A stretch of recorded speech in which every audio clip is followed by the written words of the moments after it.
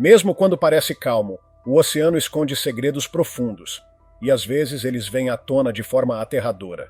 Essas são histórias reais de encontros entre humanos e predadores do mar. Número 1. O tubarão que voltou da morte. Era verão de 2012, numa parte tranquila e charmosa da costa do Golfo da Flórida. O sol mal havia nascido quando o vilarejo sonolento de Cedar Key, conhecido por sua pesca abundante e praias calmas, começava a despertar. Cecília Van der Veen adorava o fato de que aquelas praias não ficavam lotadas. Natural do meio-oeste dos Estados Unidos, ela tinha ido até lá em busca de calor e sossego, querendo aproveitar a tranquilidade da costa ensolarada do estado. Naquela manhã, o mar estava sereno e o ar fresco, o tipo de clima que dá uma falsa sensação de segurança a quem observa. Cecília caminhava descalça pela areia em trajes íntimos, sentindo a textura macia e fresca do chão sob seus pés. Fora o som suave das ondas quebrando na praia, tudo estava parado. Essas caminhadas eram para ela um momento de reconexão. Respirar o ar salgado, ouvir o som do oceano e simplesmente existir. A praia estava praticamente deserta, exceto por um ou outro corredor ao longe e o grasnar ocasional das gaivotas sobre sua cabeça. Foi então que algo estranho chamou sua atenção. Próximo à água havia uma figura escura e imóvel. Ao se aproximar, achou que fosse apenas um tronco de madeira à deriva, mas logo percebeu que era bem maior do que isso. A silhueta de um tubarão, e um bem grande, saltou aos olhos dela, fazendo seu coração acelerar. O animal estava encalhado parcialmente, com o corpo imenso ainda submerso nas águas rasas. A clássica e ameaçadora barbatana dorsal se erguia acima do dorso. Cecília parou e ficou observando a criatura com fascínio. O corpo era grosso, coberto por uma pele áspera e com areia grudada. Devia ter pelo menos 3 metros de comprimento. As mandíbulas estavam levemente abertas, exibindo fileiras de dentes afiados e serrilhados. Um arrepio percorreu a espinha dela, mas não conseguiu desviar o olhar. Era a primeira vez que via um tubarão tão de perto, e ainda por cima, um grande branco. E ele parecia morto. Ali estava, um predador supremo, uma criatura lendária jogado na areia como se fosse apenas um pedaço de lixo. Cecília se aproximou com cuidado, movida pela curiosidade. Seu coração batia com força a cada passo, tomada por um misto de medo e fascínio. O corpo do animal estava imóvel e seus olhos fechados. Ela acreditou que ele havia morrido, talvez ferido por um barco ou preso em alguma rede. Ela se agachou ao lado do tubarão, percorrendo com os olhos a imensidão do corpo dele. Tocou a pele áspera com os dedos, sentindo a textura que lembrava uma lixa. Era exatamente como havia imaginado. Frio, imóvel e incrivelmente imponente. Ficou brevemente impressionada com o tamanho e a força da criatura, agora reduzida a um cadáver silencioso. Mas então, os olhos do tubarão se abriram de repente. A enorme criatura deu um tranco violento, mal dando tempo para Cecília reagir. Suas mandíbulas se fecharam com força em torno da perna dela, os dentes cortando sua pele como lâminas. O corpo dela foi tomado por uma dor lancinante enquanto gritava, sua voz abafada pelo barulho das ondas e os movimentos bruscos do tubarão em pânico. Vivo, furioso. O animal começou a arrastá-la em direção ao mar. Ela foi puxada lentamente em direção ao oceano, sendo arrastada pelas convulsões do corpo gigante. Desesperada, Cecília chutava. Tentava se soltar, mas o medo de ser levada para as profundezas era ainda maior do que a dor absurda que sentia na perna. Ela sabia que, se não conseguisse se libertar, não sobreviveria. Inicialmente, ninguém percebeu o que estava acontecendo. Os poucos banhistas próximos só começaram a notar o horror quando os gritos ficaram mais altos. Alguns correram, outros apenas olhavam, sem saber o que fazer. Em questão de segundos, a vida de Cecília passou de uma caminhada tranquila na areia para uma luta desesperada pela sobrevivência. Suas mãos cravavam na areia molhada, tentando se agarrar à terra firme enquanto o tubarão a puxava. Mesmo com os dedos afundando no chão, a força do animal era esmagadora. Os dentes se enterravam ainda mais em sua perna, fazendo a dor queimar em agonia. Ela já podia sentir o mar alcançando suas costas, a água fria batendo nela. Foi então que um homem correu em sua direção. Seu nome era Jasper Malik. Morador antigo de Cedar Key e pescador experiente, ele já tinha visto tubarões antes, mas nunca um tão grande, nem numa situação tão terrível. Sem hesitar, Jasper pegou um pedaço de madeira na praia e atacou com tudo. O som seco do golpe no corpo do tubarão foi aterrorizante. Mesmo assim, o animal não soltou. Jasper bateu novamente com mais força, tentando salvá-la enquanto o sangue da perna de Cecília se misturava à água salgada. Desesperado, ele acertou a criatura diretamente no focinho com mais um golpe certeiro. Com um poderoso movimento de cauda, o tubarão finalmente soltou Cecília e recuou para águas mais profundas, desaparecendo sob as ondas. Cecília caiu na areia, ofegante, com a perna dilacerada e ensanguentada. Jasper se ajoelhou ao lado dela e gritou por ajuda. Outros correram até ali e começaram a ligar para os serviços de emergência. Enquanto Jasper pressionava a ferida para estancar o sangue, Cecília mal se lembrava dos minutos seguintes. A dor era tão intensa que ela mal conseguia se manter consciente, enquanto a adrenalina começava a baixar. O som das sirenes se aproximava. Logo os paramédicos chegaram, colocaram-na numa maca e a levaram com urgência para o hospital. Ela sobreviveu ao ataque, mas o trauma físico e psicológico a marcaria para sempre. Depois ficou sabendo que o tubarão branco que a atacou provavelmente estava ferido ou desorientado e acabou sendo levado até a costa em um estado de vulnerabilidade. Ainda assim, aquela experiência mudou sua vida para sempre. Jasper Malik foi chamado de herói pelos moradores, mas ele rejeitou os elogios, dizendo que qualquer pessoa teria feito o mesmo. Só que Cecília sabia, se ele não tivesse agido tão rápido, ela teria sido levada para o mar e jamais voltaria a ser vista. O incidente virou uma lenda local e um alerta para quem pensa que as praias pacíficas de Cedar Key são sempre seguras. O oceano pode parecer calmo e belo, mas esconde perigos que ninguém pode prever. Desde então, Cecília nunca mais caminhou sozinha na praia, embora nunca tenha deixado de respeitar o mar. Número 2. A criatura do Abismo Índico. Em pleno Oceano Índico, no ano de 2007, o navio mercante Dialeto cruzava aquelas águas profundas e serenas. O capitão Elias Thornfield comandava uma tripulação de marinheiros experientes em sua rota habitual de Calcutá até Zanzibari. O casco de madeira do navio estalava levemente sob a pressão suave das ondas, como se o próprio navio sussurrasse com o mar. O céu estava limpo e o oceano, conhecido por sua calmaria naquela época do ano, se estendia como uma imensa tapeçaria azul safira. O navio havia acabado de passar pelo arquipélago de Chagos, uma região famosa pelas águas profundas e pela rica biodiversidade marinha. Embora a tripulação estivesse cansada após meses no mar, o ânimo aumentava à medida que se aproximavam do destino. Mas, nos últimos dias, começaram a ocorrer coisas estranhas. As águas, normalmente calmas e estáveis, começaram a se agitar de forma sutil mas constante. Ruídos graves e guturais surgiam das profundezas durante a noite. Não os sons típicos da vida marinha, mas algo mais. Algo que parecia o lamento de uma criatura colossal. Os marinheiros trocavam olhares inquietos, mas nenhum se atrevia a expressar o medo que sentiam. Entre eles estava Solomon Rook, um jovem de pouco mais de 20 anos, um dos mais novos a bordo. Solomon havia se juntado à tripulação por amor ao mar e ao mistério que ele escondia. Sempre fora cético quanto às histórias contadas pelos marinheiros mais velhos, lendas, superstições, monstros marinhos. Achava tudo isso exagero. Na noite em que tudo aconteceu, a lua iluminava o convés com um brilho prateado. Alguns homens faziam a vigilância enquanto o restante se recolhia à cabine após a refeição da noite. Foi então que Solomon notou algo estranho. Algo grande parecia se mover sob a superfície escura do mar, próximo ao lado de estibordo. Curioso, ele se aproximou e se inclinou um pouco além da grade para tentar enxergar melhor.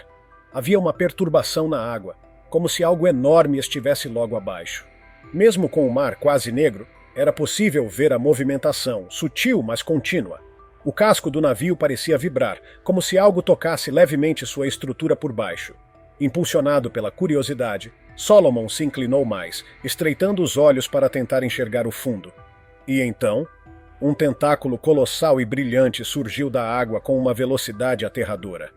Ele não teve nem tempo de gritar. Com precisão quase mecânica, o tentáculo se enrolou na perna dele. Ventosas do tamanho de pratos cobriram sua pele enquanto ele era puxado violentamente contra o casco do navio e, em seguida, arrastado para o mar. Os homens de vigia, inicialmente paralisados, reagiram assim que perceberam o que estava acontecendo. O marinheiro escandinavo Mikkel Haldor, um sujeito robusto e rápido, correu até a borda e chamou os outros que estavam na cabine. Logo, o capitão Thornfield surgiu, com o rosto pálido sob a luz da lua. Ainda era possível ver Solomon lutando na água, os braços agitando freneticamente, tentando se livrar da criatura que o prendia. O rugido das ondas e o pavor que tomava conta do convés abafavam os gritos do jovem. O tentáculo do monstro o segurava com firmeza, mesmo com a tripulação tentando lançar cordas. A cada tentativa, a criatura se afastava mais, como se zombasse dos esforços humanos. E então, revelou-se por completo. Não era uma lula comum. O que surgia ali era um leviatã das profundezas. Thornfield percebeu de imediato. O que enfrentavam era algo completamente diferente. Os tentáculos emergiram, longos, monstruosos, ondulando acima da superfície. A criatura era colossal. A tripulação viu o corpo escuro e massivo emergir das profundezas, quase se fundindo com a própria escuridão do mar. Com uma precisão perturbadora, os outros 8 tentáculos subiram à superfície, criando um cenário de terror indescritível. Os homens ficaram imóveis, os cérebros lutando para entender o que viam. Solomon ainda tentava resistir, mas o aperto do monstro era esmagador. Sua respiração ficava difícil, as pernas adormecidas pela pressão. Sentia o peso gélido do oceano profundo tentando engoli-lo. Quando a água salgada entrou por sua boca, sua visão ficou turva. A última coisa que viu foi a silhueta pálida do navio sob a luz da lua. Em segundos, o calamar gigante o arrastou para a escuridão. Seus gritos cessaram abruptamente. A tripulação ficou em choque. Mikkel ainda segurava a corda, olhando fixamente para a água. O capitão sabia que não havia mais nada que pudessem fazer. O mar, agora calmo novamente, parecia zombar deles. Era como se a criatura nunca tivesse existido. A tripulação permaneceu no convés por horas, esperando algum sinal de Solomon. Mas o mar nada devolveu, nenhuma pista, nenhuma despedida. Quando o amanhecer chegou, com os rostos marcados pelo cansaço e pelo medo, os homens se reuniram na cabine do capitão. Thornfield falou com firmeza. A partir de agora, ninguém mais falará sobre o que aconteceu. Disse que os homens são apenas visitantes nas profundezas do oceano. O desaparecimento de Solomon Rook se tornou um fantasma silencioso a bordo do Dialeto, um lembrete de que mesmo os marinheiros mais experientes não compreendem tudo o que habita o mar. E embora tivessem cruzado todo o Oceano Índico, o mar havia cobrado seu preço. Um deles jamais voltaria. O nome de Solomon foi adicionado à longa lista de marinheiros perdidos para sempre no mistério insondável das profundezas. Ninguém sabia o que realmente vivia sob aquela superfície, mas os homens do Dialeto jamais esqueceriam a noite em que viram, com os próprios olhos, o segredo mais sombrio do oceano. Número 3. Recife, caçados nas ondas tropicais. O som das ondas quebrando e as risadas dos surfistas preenchiam as praias de Recife, no Brasil, no verão de 2013. Conhecida por seu clima quente e suas ondas poderosas, a cidade abraçava o Oceano Atlântico com entusiasmo. Porém, a construção do porto de Suape, ao sul da capital, havia mudado o equilíbrio da natureza. As mudanças causadas na costa, como o rompimento de rotas migratórias e o aumento do tráfego de navios, empurraram tubarões para mais perto da costa. Com isso, Recife ganhou fama internacional por seus ataques frequentes. Mesmo assim, surfistas como Lúcio Luz Almeida e seus amigos não resistiam ao chamado irresistível das ondas, apesar do risco cada vez mais alto. A promessa de encontrar o ponto ideal de quebra das ondas era mais forte que o medo. Naquele dia, Lúcio e seu grupo estavam no famoso pico de surf da Praia de Boa Viagem. Entre eles estava seu amigo próximo, o também surfista Juan Santana, além de outros conhecidos que se juntaram por pura adrenalina. Lúcio, um rapaz magro, com pouco mais de 20 anos, era apaixonado pelo mar. O sol brilhava forte e as condições estavam perfeitas. Com suas pranchas sob os braços, eles remavam mar adentro, rindo e se divertindo. Não percebiam, porém, que não estavam sozinhos. Um tubarão-touro havia se aproximado sorrateiramente da área de surf, vindo das águas mais fundas. O mar de Recife, turvo devido à mistura de areia e maré, tornava quase impossível notar qualquer movimento abaixo da superfície, principalmente de um predador tão esperto. Lúcio se afastava do grupo, remando mais fundo em busca de uma série maior de ondas. Ele só pensava na próxima manobra enquanto sua prancha cortava a água. Cerca de 50 metros dali, Ruan flutuava calmamente sobre a prancha, aproveitando o momento. Os outros já pegavam ondas menores, mais próximas da areia. Então, o tubarão atacou. Veio de baixo com brutalidade, atingindo a prancha de Lúcio com tanta força que o impacto quase tirou todo o ar do seu corpo.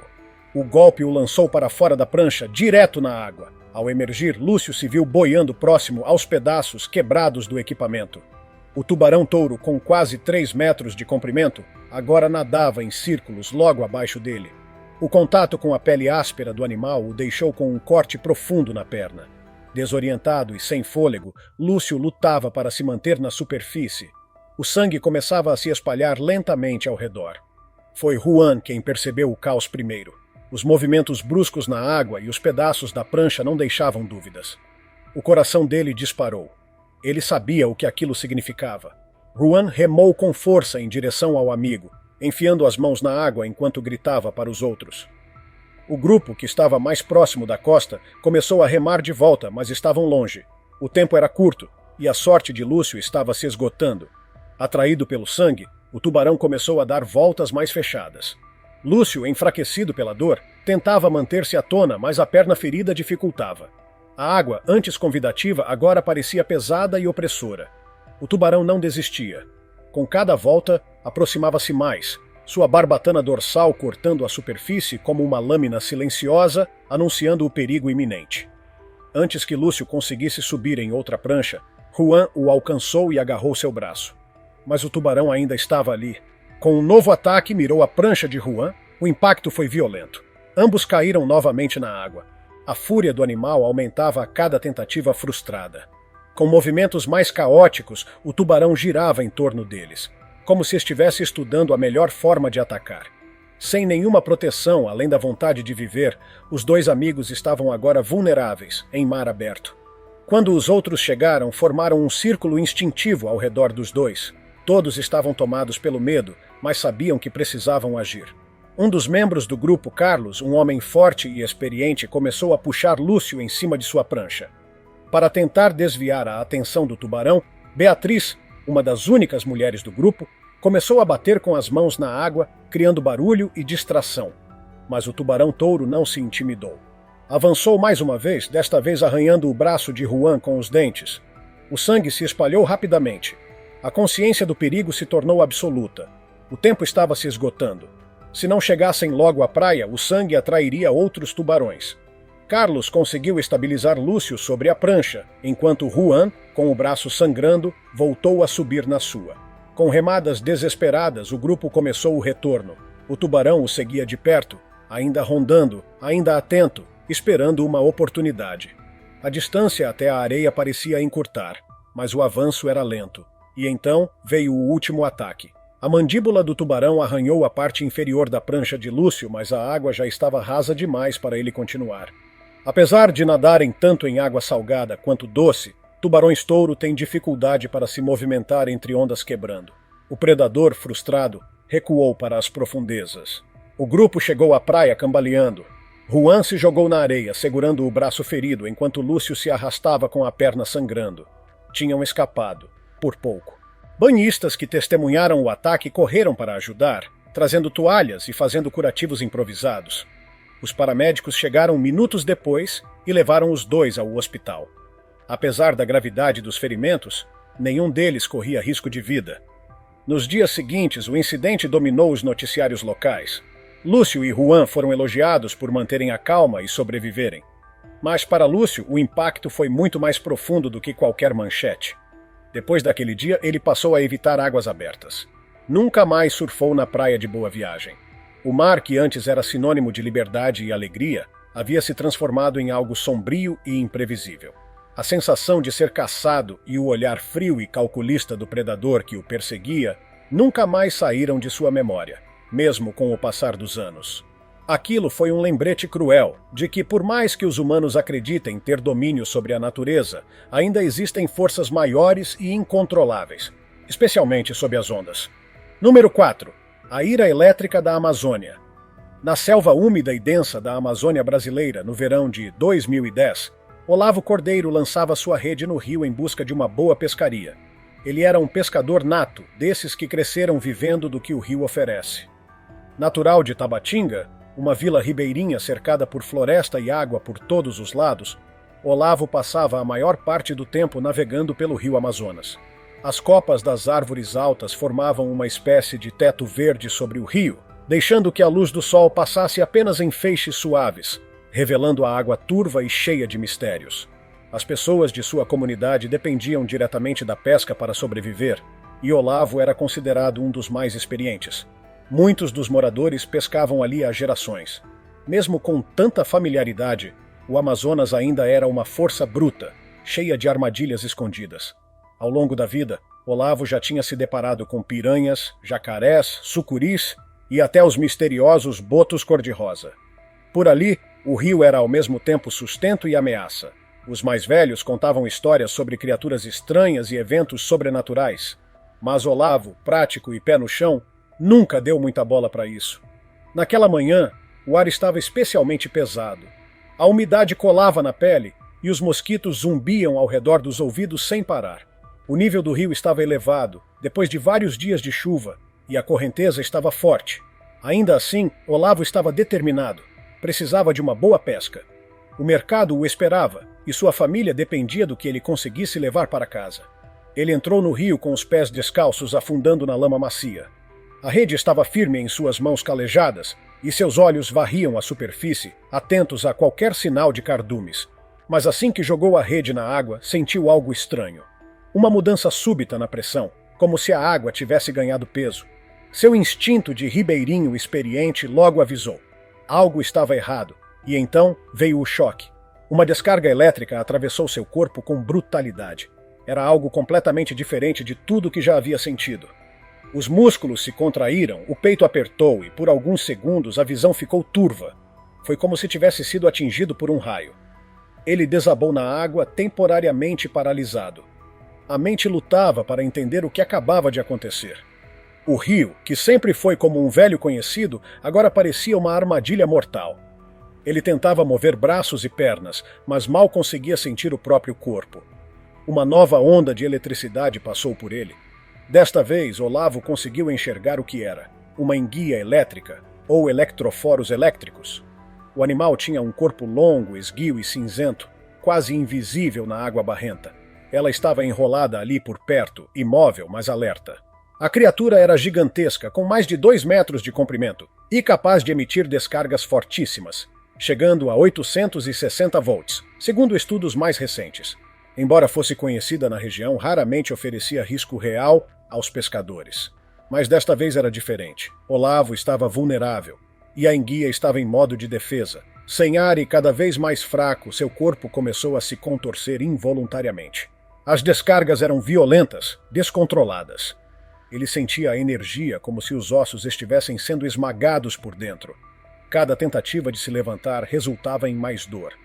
A enguia estava protegendo seu território e reagia a qualquer movimento. O pescador, naquele momento, não era um invasor consciente, mas para o animal era uma ameaça. E ela usava sua arma mais poderosa, a eletricidade. Olavo não tinha tempo para filosofar sobre comportamento animal. Precisava sair dali, rápido. A cada segundo, o rio se tornava mais traiçoeiro. A enguia, ao contrário de outros predadores do Amazonas, não usava dentes ou garras, mas uma força invisível, paralisante e brutal. Com o coração acelerado, Olavo tateava a margem tentando se arrastar para fora da água. Mas seus braços não obedeciam. Seus músculos tremiam e a pele ardia como se estivesse em chamas. Sua visão escurecia. Sentia-se desligando, como se o corpo não conseguisse mais manter a consciência. Com os dedos afundando na lama, começou a se arrastar, centímetro por centímetro. Num último espasmo, sua cabeça afundou na água. A enguia, percebendo que ele ainda tentava escapar, lançou mais uma descarga. Parecia que o rio finalmente o venceria. Mas, de algum jeito, movido pela pura força de vontade, Olavo conseguiu levantar a cabeça, cuspindo água e ofegando com dificuldade. Com um impulso final, se arrastou até a margem, onde caiu exausto, incapaz de se mover. Seu corpo tremia, a pele ardia, os olhos piscavam com esforço. Mas ele estava vivo. Ficou ali, imóvel, por longos minutos, tentando recuperar os sentidos. A enguia desapareceu nas profundezas, como se nada tivesse acontecido, voltando a guardar seu território. Olavo se levantou devagar, ainda sentindo o corpo trêmulo e os músculos doloridos. Olhou para o rio, agora não mais com respeito, mas com medo. Ele já havia enfrentado muitas coisas ali, mas nada como isso. De volta à vila, os moradores o ajudaram a tratar os ferimentos e escutaram atentos sua história assustadora. O ataque deixou cicatrizes físicas e emocionais. Ele quase perdeu a vida por causa de uma criatura que muitos consideravam apenas uma curiosidade. Mesmo tendo sobrevivido, Olavo nunca mais encarou o Amazonas da mesma forma. Usou sua experiência como um aviso. Por mais belo e generoso que o rio pareça, ele continua sendo uma força selvagem e indomável da natureza. Número 5. O Caçador das Águas Geladas. O ar cortava gelado vindo do Pacífico Norte no inverno de 2006, soprando ao longo da costa acidentada do sudeste do Alasca, próximo à pequena vila de pescadores chamada Sitka. Era nesse cenário inóspito, onde geleiras majestosas tocavam o mar e florestas densas cobriam as ilhas ao redor, que um grupo de aventureiros embarcava em uma jornada de caiaque.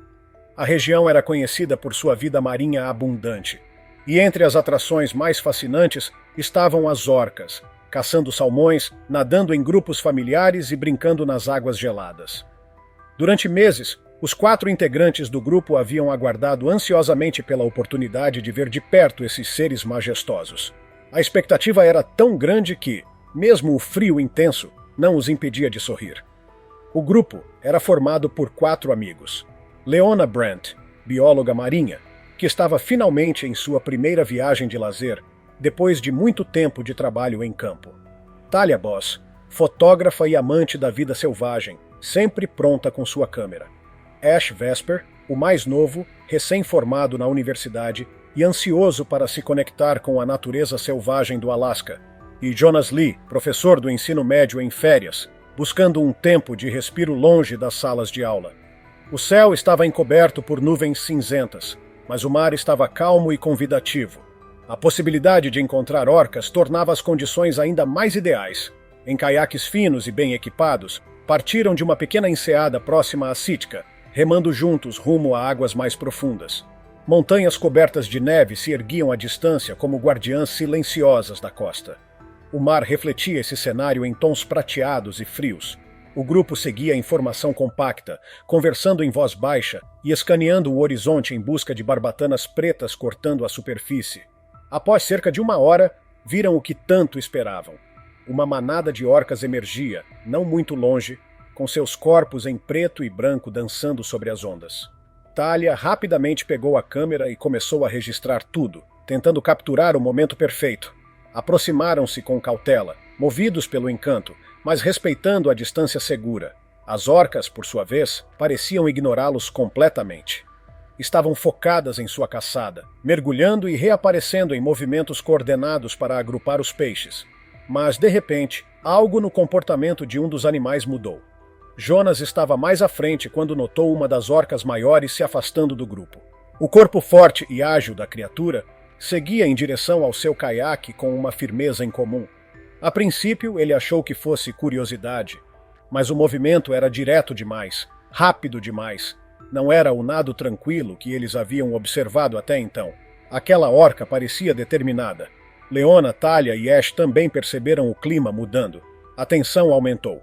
Talia abaixou lentamente a câmera. O entusiasmo que antes tomava conta do grupo foi substituído por um peso estranho, algo sombrio. Jonas tentou manobrar o caiaque para o lado, tentando manter distância da orca. Mas já era tarde. O animal atingiu a lateral do caiaque com uma força impressionante. Não houve aviso. O impacto foi seco e violento. Jonas foi lançado ao mar gélido. O choque térmico o atingiu como uma onda de facas. Mal conseguia respirar. A enorme barbatana dorsal da orca cortava a água como uma lâmina. O animal circulava o caiaque tombado, enquanto os amigos gritavam tentando ajudá-lo.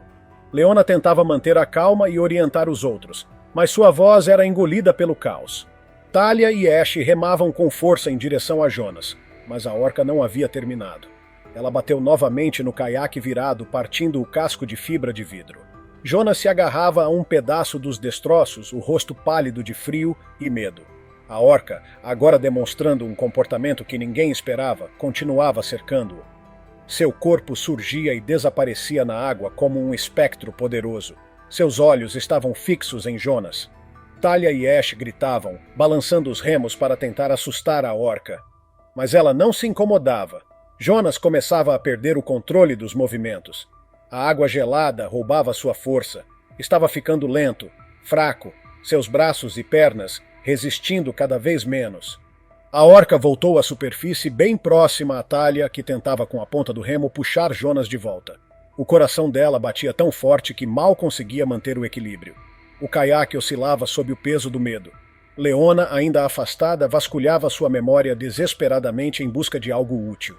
Lembrou-se de um artigo que dizia que orcas, apesar de inteligentes, podiam agir de maneira imprevisível, até agressiva. Isso não parecia um jogo. Era intencional, quase predatório. Ash, em pânico, começou a gritar por socorro, mesmo sabendo que estavam longe demais da costa. O som da água, as respirações ofegantes, o barulho das palas batendo nas ondas, tudo era amplificado pela tensão. O oceano, que antes parecia calmo, agora se transformava numa prisão gelada. E então, de repente, a orca parou. Seu corpo imenso emergiu lentamente da água, a cabeça ficando visível acima da superfície, bem à frente de Jonas. Seus olhos se fixaram nos dele. Foi um momento congelado no tempo. Não havia dúvida de que a orca o observava com inteligência. Avaliava, media, julgava. Num segundo, ela mergulhou novamente. Dessa vez para desaparecer. A água ficou quieta. O grupo mal acreditava. A ameaça parecia ter sumido tão rápido quanto havia aparecido. Leona e Ash remaram até Jonas, que ainda se agarrava aos destroços, tremendo intensamente. Talia, apesar do peso do frio, conseguiu se aproximar e, com mãos trêmulas, ajudou a puxá-lo. Todos estavam exaustos. Levaram quase 1 hora para voltar até a costa. O corpo pesado, o medo ainda fresco, tinham sobrevivido, mas algo dentro deles havia mudado. A beleza selvagem do Alasca, antes vista com admiração, agora tinha um contorno escuro. Jonas, em especial, teve dificuldade em voltar para a água. Aquela orca o encarando não era algo que ele esqueceria. Para todos ficou um lembrete. O oceano, por mais incrível e grandioso, é uma força indomável, e as criaturas que vivem ali não seguem nossas regras.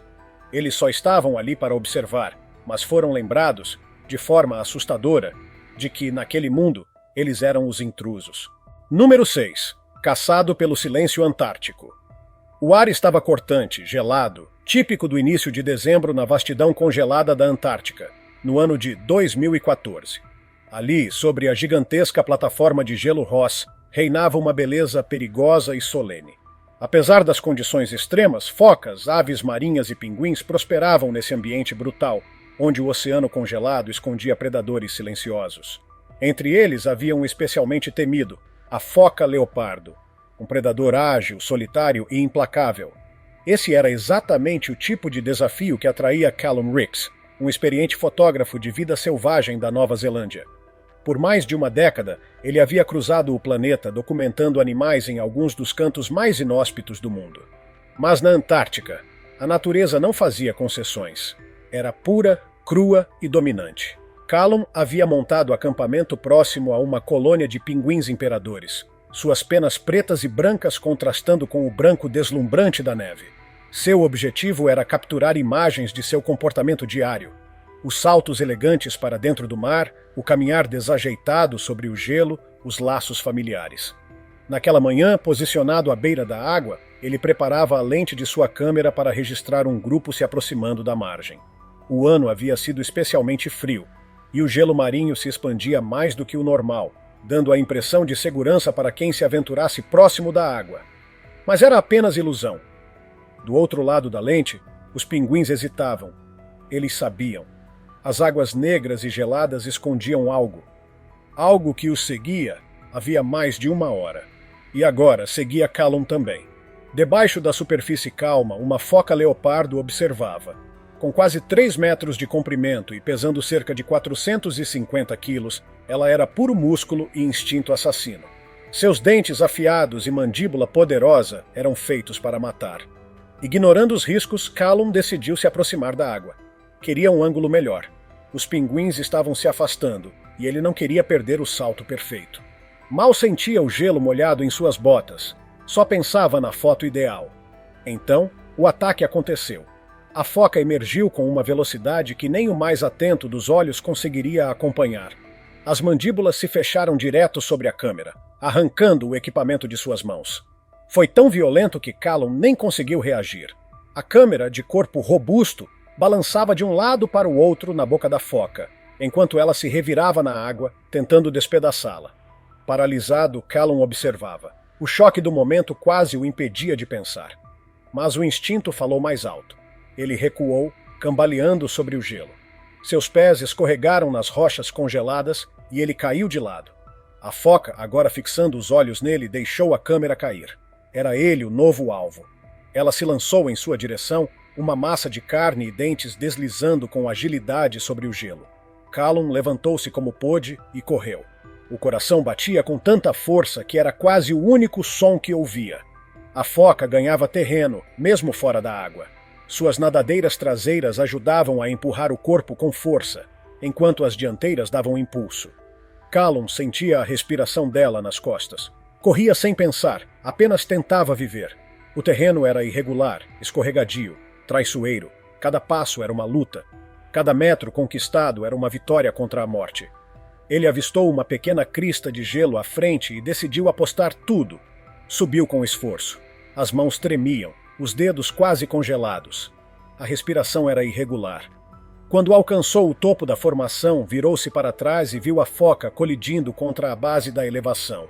Ela abriu a boca, frustrada, os olhos negros fixos nele. A inclinação era íngreme demais para ela. Tentou escalar, mas o peso do corpo a impedia. A tensão do olhar da foca dizia tudo. Ela não desistiria facilmente. Callum entendeu naquele instante que se não tivesse alcançado aquela elevação, teria sido só mais um nome entre os desaparecidos nas profundezas da Antártica. Com um rosnado grave, a foca finalmente se rendeu e deslizou de volta para a água, desaparecendo com a mesma velocidade com que havia surgido. Callum caiu de joelhos no topo da crista. O corpo tremia inteiro. A respiração estava descompassada. Tinha escapado por pouco. Muito pouco. Passou dias sem se aproximar novamente da água. A foca leopardo havia deixado mais do que um susto. Deixou uma cicatriz psicológica. Mesmo anos depois, ao contar sua história para outros fotógrafos e entusiastas da vida selvagem, sempre havia um misto de fascínio e incredulidade. Ninguém jamais recuperou as imagens daquele dia, mas Callum nunca esqueceu os olhos daquele predador. Foi uma lembrança clara e eterna da selvageria da Antártica, bela, imaculada e mortal. Um lugar onde a vida floresce no silêncio e onde a morte pode vir sem aviso, vinda das águas geladas, com dentes afiados e olhos frios à espreita. Essas 6 histórias são lembretes poderosos de que, por mais que dominemos tecnologias, mapas e estatísticas, a natureza ainda reina soberana em muitos lugares do mundo. Cada encontro descrito aqui não foi apenas um acidente, foi uma colisão entre mundos diferentes, entre o humano e o selvagem. O mar e os rios, com toda a sua beleza e grandiosidade, não são cenários neutros. Eles respiram, se movem e guardam criaturas que seguem regras próprias, guiadas por instinto, fome, defesa ou simples curiosidade. Nós somos muitas vezes os intrusos nesse ambiente. Esses encontros, por mais aterrorizantes que sejam, não tornam os animais vilões. São advertências. São histórias que revelam o quanto ainda ignoramos sobre os comportamentos e os limites das espécies com as quais compartilhamos o planeta. Respeitar a natureza é mais do que admirá-la de longe. É entender que ela pode ser implacável, mesmo em lugares que parecem pacíficos, e que cada mergulho, cada remada, cada caminhada na areia pode ser o início de algo que muda uma vida inteira. Porque, no fundo, o mar nunca esquece. Se tiver gostado do vídeo, deixe seu like e inscreva-se em nosso canal para acompanhar todas as novidades. Te encontro em um desses vídeos que estão aparecendo agora na sua tela. Cuidem-se, pessoal!